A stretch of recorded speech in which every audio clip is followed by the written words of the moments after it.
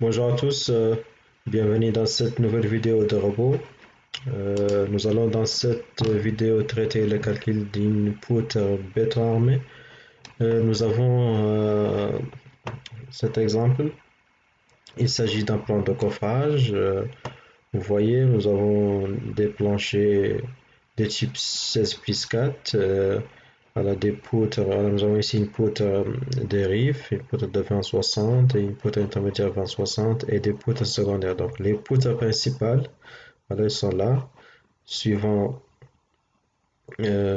perpendiculaire entre l'axe B1 et B2 des poutres principales et suivant l'axe B1 et B2, nous avons des poutres secondaires, donc les poutres secondaires et les poutres principales. Donc voilà, on va calculer cette poutre. Cette poutre, il s'agit d'une poutre principale qui porte la moitié de ce plancher et la moitié de ce plancher. Donc la bande d'influence est de 2 mètres. 4 mètres divisé par 2 plus 4 mètres divisé par 2 égale à 4 mètres. Donc ça c'est la bande d'influence. Donc ok. Donc on ouvre le robot. Ensuite, la conception des armatures des éléments béton armés. Voilà. Ok, donc on clique sur une nouvelle poutre.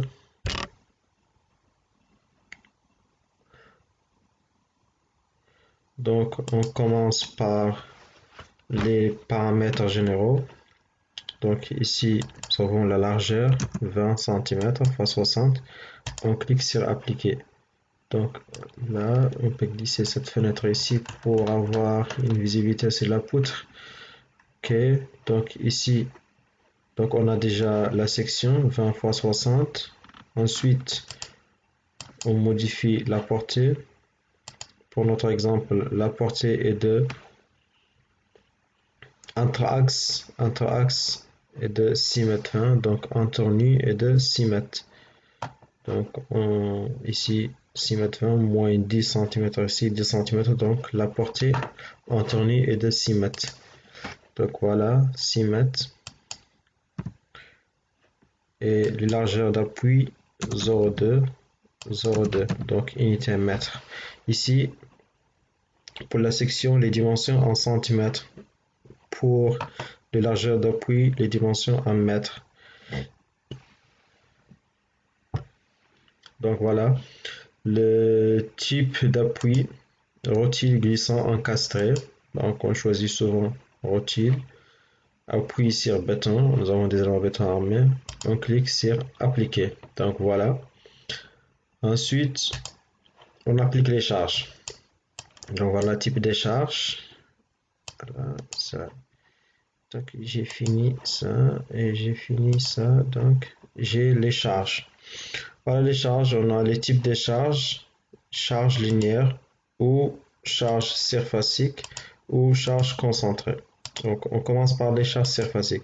Les charges surfaciques est suivant le plancher. Donc nous, pour cet exemple, cette poutre, elle porte la moitié de ce plancher et la moitié de ce plancher. Donc soit on calcule la charge linéaire, c'est-à-dire on a le poids propre de ce plancher plus les surcharges permanentes et on a la charge d'exploitation. Donc on calcule ces charges-là, on les multiplie par la bande d'influence. Comme ça, on aura une charge linéaire et on applique directement cette charge linéaire sur la poutre. Ou bien, on applique directement les charges surfaciques en introduisant la bande d'influence. Donc, moi, je préfère les charges linéaires.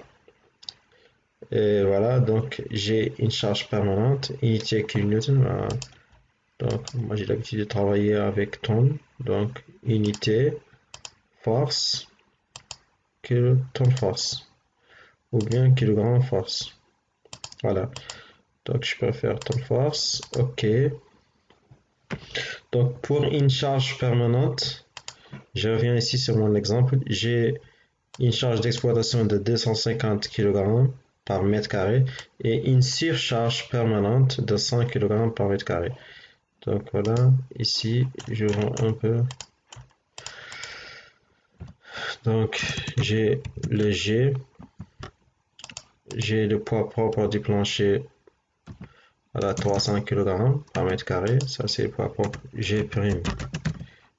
J'ai 100 kg par mètre carré et qui la charge d'exploitation est de 250 kg par mètre carré. Donc ça c'est les charges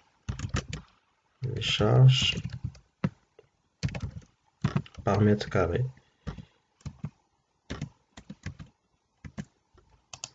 Ok, et charges par mètre linéaire.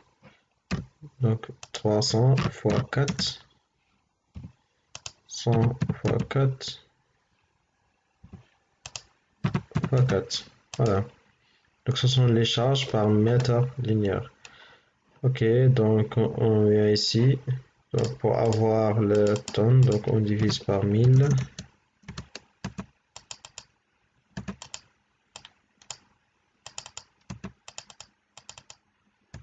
Ok, donc ça c'est le poids propre du plancher, les surcharges permanentes et la charge d'exploitation.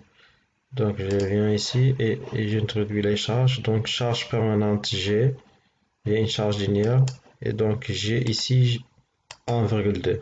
Donc 1,2 ajouté et j'ai une autre charge G2 égale G2 égale 0,4. 0,4 ajouté après charge d'exploitation Q1 égale 0,4 égale 1. Une tonne par mètre linéaire. Ajouté. Voilà. Donc on a fini les charges. Donc on peut les vérifier ici. Donc on a G un poids propre du plancher. Donc ça c'est le poids propre de la poutre. Ensuite le poids propre du plancher, 1,2 tonnes par mètre linéaire. G2 ou bien G', c'est la surcharge permanente, la charge, carrelage et tout ça. Donc 0,4 et la charge d'exploitation est de 1 tonne par mètre linéaire. Après, donc voilà, poutre vide. Ok, donc ici, voilà, j'ai oublié de paramétrer la norme. Voilà, ici, la norme de calcul. Béton armé, on peut choisir l'eurocode ou le VAL. Donc, choisissons le VAL. Ok.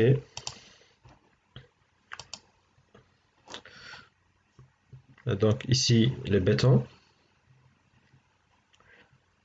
Bon, les paramètres généraux, donc flèche admissible par ferriage. L'arrobage à l'armature transversale, bien sûr.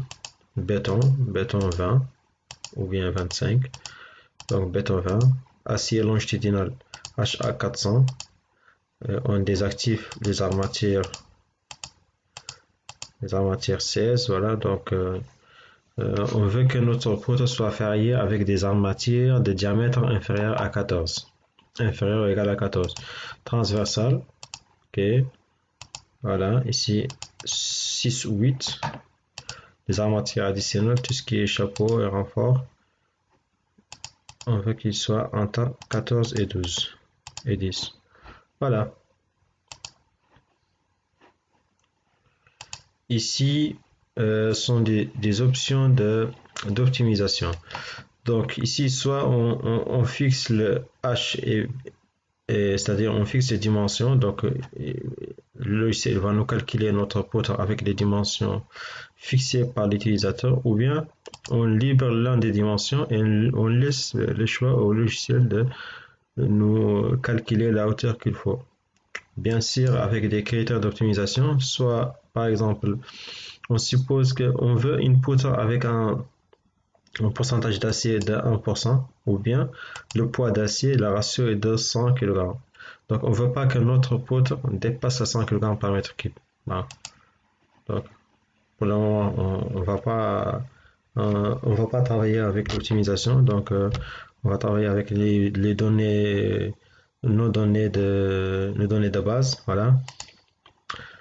Après, voilà, ok, ok, ok. Ici, j'ai quelques paramètres, type de fissuration préjudiciable, très préjudiciable, peu préjudiciable, milieu non agressif, tenu au feu, une heure et demie, une demi-heure. Ok. Ici, j'ai les dispositions de ferraillage. Ok. Ferraillage longitudinal. Voilà, donc ça, c'est voilà, généralement on le garde comme ça.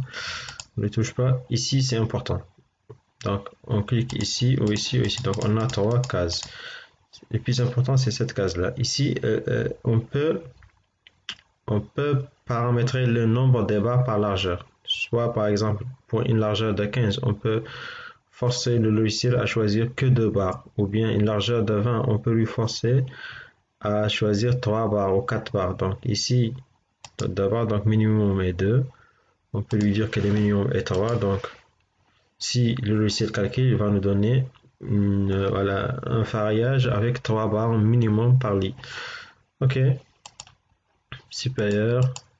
Si voilà, ici ce sont les cadres. Donc la liste, ici la liste d'espacement. Ici l'espacement n'est pas régulier. Donc et quand il calcule, il va nous donner un espacement à la suivant les séries de CACO 0,5, 0,7. Donc on peut lui par exemple lui dire qu'on veut un espacement avec des multiples de 15 ou multiples de 20.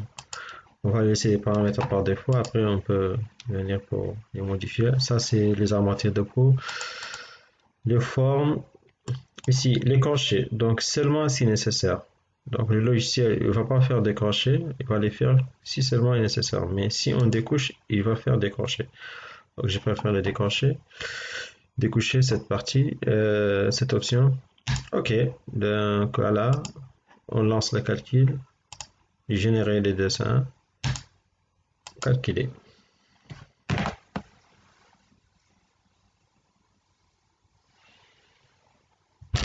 Et voilà, vous voyez ici le tableau des armatures.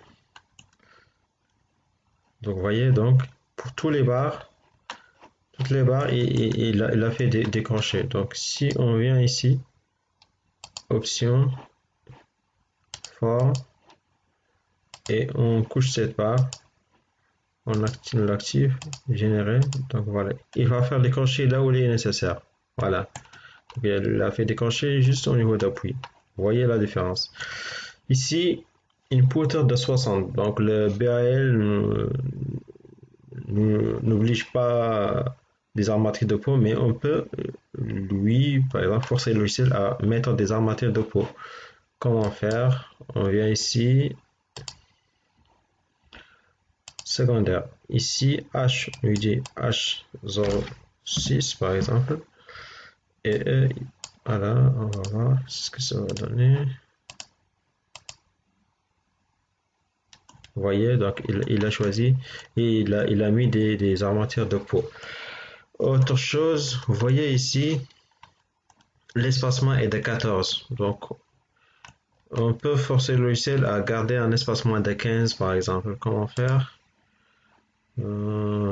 Voilà, ici, inférieur, 30, 60, ok.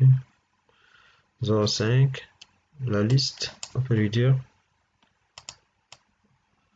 Premier espacement, ok. Deuxième espacement, 0,15. Donc, il n'y a que 0,15. Ouais.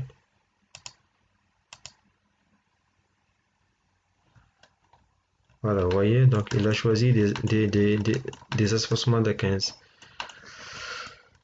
Autre chose, qu'est-ce qui me reste? Ok, donc voilà, c'est bon. Et après, donc on a ce plan de ferraillage. On peut l'exporter par exemple. Voilà, on va l'exporter pour l'intégrer dans le dossier d'exécution. Enregistrer sous un autre format, DXF. Formation robot, ici, voilà, donc 02. Voilà, Poutre 2060. Enregistré.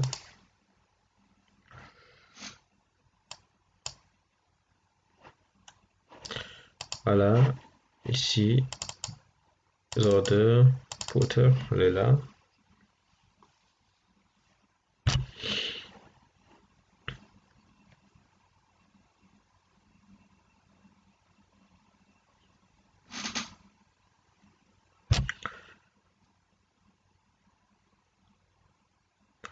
C'est un peu long. Vous voyez voilà, ça c'est le plan de farage, mais vous voyez la mise en page n'est pas n'est pas agréable. Vous voyez l'écriture, les textes, il y a chevauchement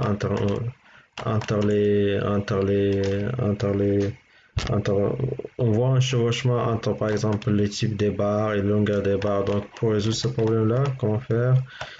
Donc ici on sélectionne le texte, annoter, et ici on clique sur cette flèche là, texte.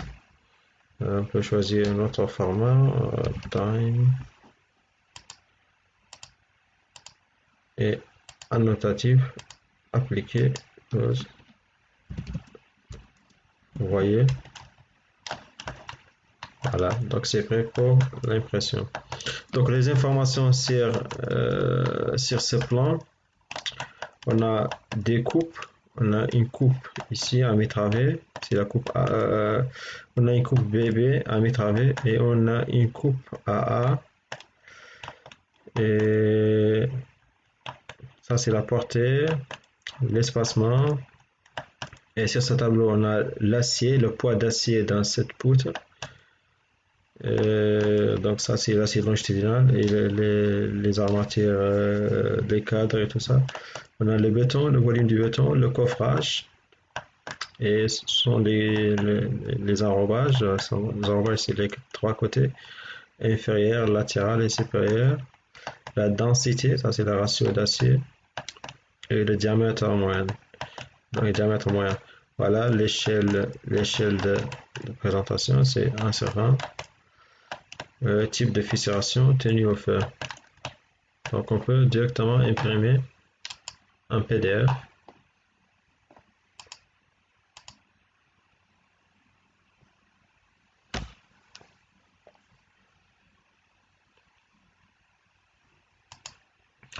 Format A4. Ok, monochrome pour avoir la couleur noir blanc.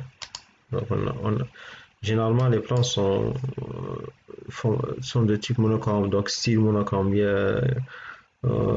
Généralement on n'imprime pas les détails en couleur. Ok.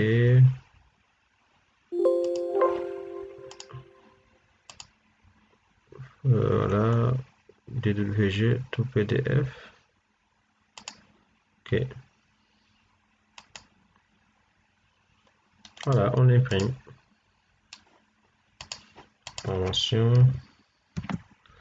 02.